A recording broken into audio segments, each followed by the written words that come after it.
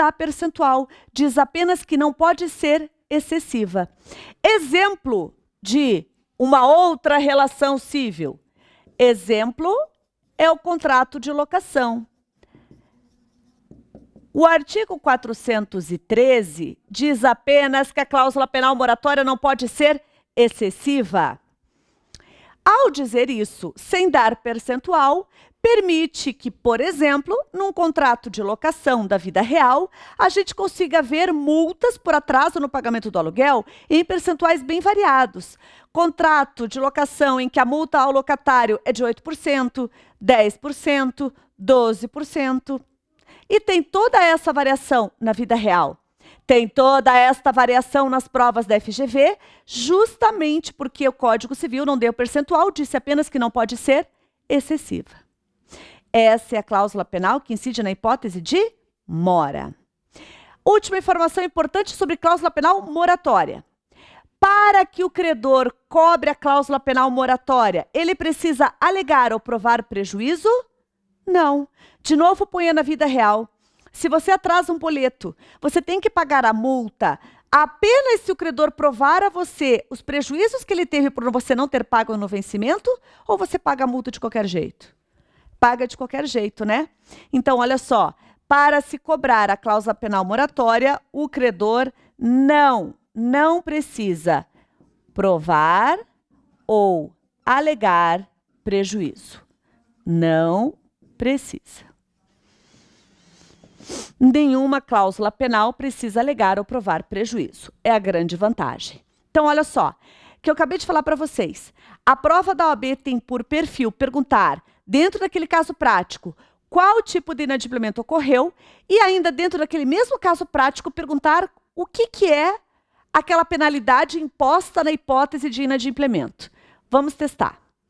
Uma questão da prova da OAB dizia: fulano vende seu computador para a Beltrana e ele combina que ele vai fazer a entrega do computador no dia X. Ah, por quê? Estava escrito lá no enunciado. Porque ele trabalha com o computador e ele esperaria a irmã dele chegar de viagem com o computador novo. Aí, assim que ele recebesse o computador da irmã, que voltava de viagem, ele poderia fazer a entrega do seu computador usado que ele vendeu. As partes estipulam que, se não for entregue o computador no dia X, haverá o valor de Y reais a pagar por atraso na entrega. No dia combinado, ele não faz a entrega do computador porque sua irmã não veio de viagem com o computador novo que ele precisava. E, diante do caso narrado, assinale a alternativa correta. Pessoal, estou lendo o enunciado. Foi descumprido o que foi combinado? Foi. Então, qual é o raciocínio? Eu tenho que verificar se o inadimplemento foi absoluto ou se ele foi relativo. Mas a OAB não usa inadimplemento relativo, a OAB usa a palavra mora. Olha o que está escrito no contrato. Ele tem que entregar o computador no dia X. Mas se ele não entregar, vai haver uma multa para a hipótese de atraso. Um pagamento de um valor na hipótese de atraso na entrega. O comprador ainda quer o computador? Quer. Mas existe um valor caso haja o atraso na entrega do computador. Diante do caso narrado, assinale. Houve inadimplemento absoluto ou ele está apenas em mora? Mora. O comprador ainda quer o computador. Mora. E aquele valor estipulado é o quê? Cláusula penal moratória. É uma penalidade que vai incidir na hipótese de mora. É assim que a prova da OAB cobra os dois institutos. Inadimplemento e cláusula penal. Mas a gente usou só uma das cláusulas penais, né? A gente usou só a cláusula penal moratória. A outra cláusula penal vai incidir na outra hipótese de inadimplemento. Então, olha só, se a cláusula penal moratória incide na hipótese de mora, a outra cláusula penal vai incidir na hipótese de inadimplemento absoluto. E qual é o nome desta cláusula penal? Ela é chamada de cláusula penal compensatória. É uma compensação, já que vai ocorrer o inadimplemento absoluto. Inadimplemento absoluto. Então, olha só, olha o nome. Cláusula penal compensatória. É uma compensação, já que ocorreu o inadimplemento absoluto. O valor desta cláusula penal, ele é fixado pelas partes. Esta cláusula penal, ela não é mais tão comum de se observar na vida real, porque ela não está no boleto. Cláusula penal compensatória, ela é prevista dentro de contratos. E o valor, repito, é fixado pelas partes, na hipótese de total inadimplemento. A gente não vê no dia a dia, a menos que você veja contratos no seu dia a dia. Mas ela não é muito comum mesmo de ser observada. Ela é válida, ela é prevista pelo nosso ordenamento jurídico. Esse valor, repetindo mais uma vez, é fixado pelas partes. Mas essa cláusula penal tem limite? Tem. E o limite é o valor da obrigação principal. E é o que vai dizer o artigo 412 do Código Civil. O limite é o valor da obrigação principal. Como assim? Se um contrato é de R$1.000, eu posso estipular uma penalidade para a hipótese de inadimplemento absoluto. Essa penalidade pode chegar até R$1.000. E há uma tendência da prova da FGV em ela fixar essa cláusula penal compensatória no valor da obrigação principal. Nas últimas vezes que a OAB cobrou, era justamente isso. O valor do contrato era R$1.000, a cláusula penal era de R$1.000. O valor do contrato era R$50.000, a cláusula é de R$50.000. E por que a OAB tem feito isso? Bom, primeiro, a lei permite, e segundo, causa estranheza. Então, você está lá na tua prova, fazendo sua prova, e você vê uma penalidade no valor do contrato. Você acaba achando que ela é um pouco pesada. Mas ela pode ser desse valor mesmo? Pode. Então, olha só. Cláusula penal compensatória é uma penalidade que vai incidir quando houver inadimplemento absoluto. Vamos testar de novo. Lembra aquela questão de que a empresa contrata de Brigadeiros Limitada docinhos para que eles sejam entregues no dia da festa? Quanto que a empresa pagaria pelos docinhos, pelos brigadeiros? A empresa pagaria R$1.000. Neste contrato, as partes estabelecem o valor de R$1.000 que incide na hipótese de total inadimplemento. No dia combinado, o Brigadeiros Limitada se atrapalha com as entregas e não consegue efetuar a entrega. 2 dias depois, a empresa de brigadeiros quer entregar os docinhos. A empresa que contratou diz, eu não quero mais, a festa já foi. Diante do caso narrado, assinale a alternativa correta. A prova da OAB, então, perguntava nas assertivas que tipo de inadimplemento ocorreu e o que era aquele valor de R$1.000 fixado para a hipótese de total inadimplemento. Do jeitinho que a prova sempre se apresenta, né? Ela não entregou os docinhos no dia da festa, quer entregar 2 dias depois, mas a empresa que contratou os doces não quer mais. Não tem mais festa. Houve inadimplemento absoluto ou houve mora? Inadimplemento absoluto. A obrigação não vai mais ser cumprida porque ela não é mais útil ao credor da obrigação. E a segunda parte da assertiva nos questionava o que era aquele valor de R$1.000, que incidiria na hipótese de total inadimplemento. Aquele valor é uma cláusula penal compensatória. Qual era o valor do contrato? R$1.000. Qual era o valor da multa? R$1.000. Tá certo? Está, porque a lei permite. Por fim, para que o credor cobre a cláusula penal compensatória, ele precisa alegar ou provar prejuízo? Não. Nenhuma cláusula penal precisa alegar ou provar prejuízo. Essa é uma das grandes vantagens da cláusula penal. Não precisa provar o prejuízo. Então, nos termos do artigo 416, não é necessário que o credor alegue ou prove o prejuízo. Cláusula penal compensatória. Com isso, a gente encerra direito das obrigações e vamos para direito dos contratos, nessa nossa revisãozinha. Em direito dos contratos, a gente começa com o tema dos vícios redibitórios. Vícios redibitórios do artigo 441, a 446. O que vem a ser os vícios redibitórios? Os vícios redibitórios vão se referir a defeito físico oculto existentes em um bem que foi comprado. Prova da OAB traz sempre o tema vícios redibitórios ao trabalhar contrato de compra e venda. Então, olha só, os vícios redibitórios se referem a defeitos físicos ocultos existentes em um bem que foi comprado. Os vícios redibitórios, então, trabalham o que a gente vai chamar de dever de garantia. Então, olha só, nas relações cíveis, não existe diferença entre vício e defeito.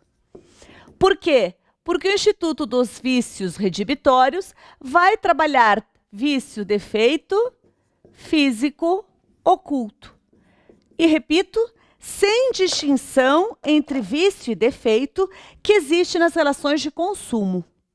Significa, então, que qualquer problema físico oculto existente num bem vai ser abarcado pelo Instituto dos Vícios Redibitórios, sem diferença do Código do Consumidor.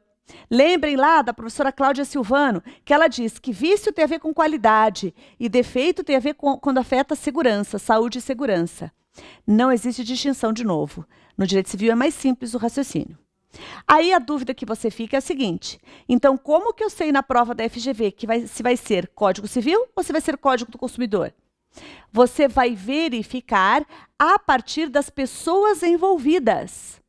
Se a prova da OAB diz, como eu já disse, fulano vai numa loja e compra um ar-condicionado e não funciona. É uma relação de consumo. Fulano vai numa loja, compra um secador de cabelo e vai usá-lo, ele explode. Relação de consumo. Agora, se a prova da OAB diz, Silvia, vende seu carro para Renato. Particular para particular, é uma relação de consumo? Não, é uma relação cível. Então, olha só. Nós, particulares, nós que não temos loja, não somos fornecedores de produtos, se a gente quiser praticar o desapega, vender alguma coisa que a gente vai ter que dar garantia? Sim. Os vícios redibitórios impõem um dever de garantia para nós, para nós particulares, quando a gente for vender algum bem. Já fez lá o desapega em rede social? Quero vender o meu celular, até o celular com a tela quebrada, porque eu quero comprar um outro. Quero vender o meu micro-ondas que não está mais branco, está amarelinho. Já fez isso? Pois bem, se você já fez, você tem que dar garantia. Agora, nós particulares só damos garantia de defeito físico oculto. Então, olha só, eu acabei de dar exemplo a vocês da pessoa que quer vender o seu celular com a tela quebrada. Vai precisar dar garantia da tela quebrada? Não. Mas se esse celular apresentar algum defeito físico oculto lá dentro dele, aí vai ter que dar garantia? Aí vai. Nós, particulares, só damos garantia de defeito físico oculto. Outra coisa que a OAB sempre nos pergunta é se o vendedor precisa saber do defeito físico oculto para responder com o dever de garantia.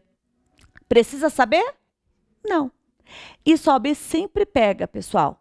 Precisa. Então, nós que vamos praticar o desapega, nós particulares que vamos vender algum bem sem ser lojista, nós temos que dar garantia, nós só damos garantia de defeito físico oculto, mas a gente responde mesmo que a gente não saiba. A prova da OAB dizia, fulano vende seu carro para Beltrana e eles combinam que ele vai mandar o carro para a revisão dos 30 mil quilômetros e só depois ele vai fazer a entrega do carro. Aí a OAB dizia, ele, achando que não teria problema algum, não faz a revisão dos 30 mil quilômetros e entrega o carro para a compradora. Dias depois, a compradora se envolve no acidente e o laudo constata que a causa do acidente foi falha na pastilha de freio, que não foi trocada na revisão dos 30 mil quilômetros. Pessoal, em algum momento o enunciado da FGV nos disse que o vendedor sabia da falha na pastilha de freio? Não. Mesmo assim, ele responde? Sim. É um dever de garantia imposto pela lei. Agora, no que consiste essa garantia? Quando o comprador constata que o bem tem um defeito físico oculto, ele comprou um bem com esse defeito físico oculto, o que resta a ele, comprador, reclamar? Aí a lei dá duas opções ao comprador. E atenção, o comprador é livre para escolher o que ele vai fazer. Ele escolhe se ele vai redibir o contrato, e o que vem a ser redibir o contrato, vem a ser desfazer o contrato em razão de um vício redibitório. Redibir o contrato é uma expressão técnica usada pela prova da OAB. Então, ele vai pedir para desfazer esse contrato em razão de um vício redibitório, tendo o ressarcimento do valor do bem que ele comprou e das despesas do contrato. Agora, ao invés de redibir o contrato, ele poderá pedir o abatimento proporcional do preço. Afinal, não é justo pagar o preço que pagou, já que o bem tem um defeito físico oculto. E o que é bom e importante destacar? O comprador é livre para escolher se ele vai querer desfazer o contrato, redibindo o contrato, ou se ele vai pedir apenas o abatimento proporcional do preço.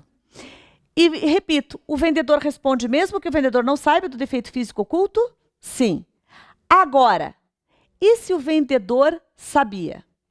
Se o vendedor sabia, diz a lei, que ele ainda vai ter que pagar perdas e danos. É o artigo 443 do Código Civil. Então, olha só, vendedor, você não precisa saber do defeito físico oculto para responder. Mas, se você sabia, você ainda vai ter que indenizar perdas e danos. Responde redibindo o contrato ou abatimento do preço, conforme o comprador escolha, e mais perdas e danos. No 28º exame de ordem, a prova da OAB primeira fase dizia que fulana vende móveis para Beltrana, sabendo que eles estão infestados de cupim e não fala nada. Tempos depois, a compradora descobre que os móveis estão infestados de cupim. Ela pode reclamar o quê? Ela pode reclamar o desfazimento do negócio ou abatimento proporcional do preço, lembrando que ela escolhe, e pode cumular na mesma demanda ainda o pedido de indenização pelos danos sofridos. E esse é o dever de garantia imposto pelos vícios redibitórios. Agora, esse dever de garantia, ele é eterno ou tem prazo? Tem prazo. E como que funciona o prazo? É o artigo 445 do Código Civil que vai nos dizer o prazo. O prazo vai ser o quê? Para bens móveis, 30 dias da entrega. Se já estava na posse, o prazo é reduzido a metade. E sendo de difícil constatação, 180 dias. É o jeito que a gente estudou lá na sala, né? Metade se já estava na posse e sendo de difícil constatação, 180 dias para perceber. Imóveis. Para imóveis, o prazo vai ser de 1 ano. Se já estava na posse, o prazo é reduzido a metade. E sendo de difícil constatação, a lei dá 1 ano para perceber. Esse é o prazo dos vícios redibitórios que vem descrito lá no artigo 445. E lembrem de novo que a gente forçou bastante esse prazo em sala. A gente fez até um quadrinho para memorizar já em sala o prazo dos vícios redibitórios. Então vamos lembrar quais eram os macetes, quais eram as dicas para a matéria ficar mais fresca na nossa cabeça? Vamos começar com imóveis. Para imóveis... 1 ano da entrega. Se já estava na posse, o prazo é reduzido a metade. E sendo de difícil constatação, a lei dá 1 ano para perceber. Vamos lembrar como é que é? Se for de difícil constatação, a lei dá até 1 ano para perceber. Para perceber. Como que significa então? O que isso significa então? Percebi o defeito com 10 meses. Estou dentro do prazo para perceber? Estou. Agora, lembrem que assim que eu percebo, abre o prazo para eu reclamar. Qual é o prazo que eu tenho para reclamar? 1 ano, porque se trata de bem imóvel. O prazo, então, do difícil constatação é para perceber. E quando se tratar de bens móveis? Para bens móveis, vai ser 30 dias da entrega. Se já estava na posse, o prazo é reduzido a metade. E sendo de difícil constatação, a lei dá 180 dias para perceber. Foi o caso agora da questão do 28º exame de ordem. A moça que comprou os móveis infestados por cupim, e bens móveis, né?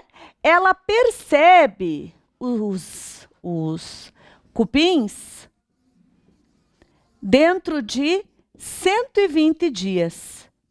Então, ela estava dentro do prazo para perceber a infestação de cupins? Estava. Agora, assim que ela percebe, o que a lei diz? Que daí abre o prazo para reclamar. Como se trata de bens móveis, qual que é o prazo? 30 dias. Qual era o macete, então, em sala, para a gente lembrar que são 180 dias para perceber? Bom, a gente usou a palavra móveis, especialmente o MO, que parece um 30 deitado, né, pessoal? O MO, porque parece 30, móveis, para me lembrar que são 30 dias. Aí, qual era o outro macete criado por um dos nossos alunos aqui do jurídico? A palavra móveis tem 6 letras, 6 vezes 30, 180. É uma dica que o nosso aluno deu e que foi, inclusive, muito legal e divertido e que fez com que a turma toda memorizasse o prazo. Por isso, esse macete a gente repete aqui na nossa revisão de reta final. Esse, então, é o prazo dos vícios redibitórios. Instituto muito parecido com os vícios redibitórios, tão parecido que a gente trabalha um logo depois do outro, é o Instituto da Evicção. E o que significa evicção? Evicção significa perda. A evicção vem prevista dentro do Código Civil, do artigo 447, evicção, artigo 447 a 457. E, de novo, a palavra evicção significa perda. A evicção também é um dever de garantia. Pessoal, para esse mesmo vendedor, ele tem que dar garantia da evicção. Então, é como se existisse uma moeda chamada garantia. E esta moeda chamada garantia tem 2 lados. De um lado, vícios redibitórios. Vendedor, você tem que dar garantia de que o bem que você está vendendo não tem nenhum defeito físico oculto. Do outro lado, evicção.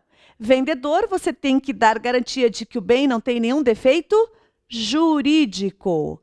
Evicção vai trabalhar defeito jurídico. Vício jurídico. Defeito, vício jurídico. Como assim? Exemplo, uma pessoa compra um bem com fraude no registro de imóveis. Ela foi vítima. Infelizmente, isso acontece no Brasil, principalmente para bens rurais. Há uma fraude no registro de imóveis e um João da Silva vende uma chácara. Um dia o comprador está lá com a chácara, é surpreendido por oficial de justiça. A ação proposta por um tal de, hipoteticamente, Ricardo. Dizendo o quê? Ricardo dizendo que é o real dono da chácara, que houve uma fraude no registro de imóveis e pedindo para o juiz reconhecer esse vício jurídico, fraude no registro de imóveis, e pedindo para o juiz devolver a chácara para o seu real dono. Então, exemplo de vício jurídico, fraude no registro de imóveis, fraude no registro do veículo. Prova da OAB já trouxe 2 vezes esse exemplo. Fulano compra um carro e daí perde esse carro. E lembre que a palavra evicção significa perda. Perde esse carro em razão de fraude no registro do veículo. Perde esse bem. Outro exemplo. Uma pessoa compra uma mercadoria importada e ela vem a perder, porque a Receita Federal faz o confisco. Essa mercadoria não pode circular no Brasil. Então, a pessoa perde o bem em razão de um problema jurídico. Toda vez que alguém comprar algum bem e perder esse bem em razão de qualquer problema jurídico, vai surgir o quê? Evicção. Vendedor, você tem que dar garantia ao comprador de que o bem que você está vendendo, o comprador não irá perder em razão de algum problema jurídico. Porque vendedor, se o comprador perder esse bem em razão de um problema jurídico, vendedor, você terá que responder pela chamada evicção. E já que existe o problema jurídico e o comprador não vai poder ficar com o bem, o que resta ao comprador reclamar em face do vendedor? Indenização. Havendo evicção, o artigo 450 do Código Civil dá direito a uma indenização. E é uma ampla indenização. O comprador fará jus a ser ressarcido do valor que pagou, das despesas do contrato, dos frutos que deixou de receber e até mesmo ser ressarcido das custas processuais e honorários advocatícios. Tudo que o comprador lutou na justiça para não perder o bem, ele pode, se perder o bem, pedir essa ampla indenização em face do vendedor. E esse é o Instituto da Evicção. Então, para finalizar, vícios debitórios é um dos lados da moeda chamada garantia. Nós, particulares, temos que dar garantia contra defeito físico oculto. E do outro lado da moeda chamada garantia vem o quê? A evicção, perda. Nós, vendedores, temos que dar garantia de que o bem que nós estamos vendendo não tem nenhum defeito jurídico. Evicção e vícios redibitórios, os dois lados da moeda chamada garantia. E com isso, nós encerramos a nossa reta final aqui. É um encontro rapidinho. É para a gente revisar principais temas trabalhados durante o nosso curso.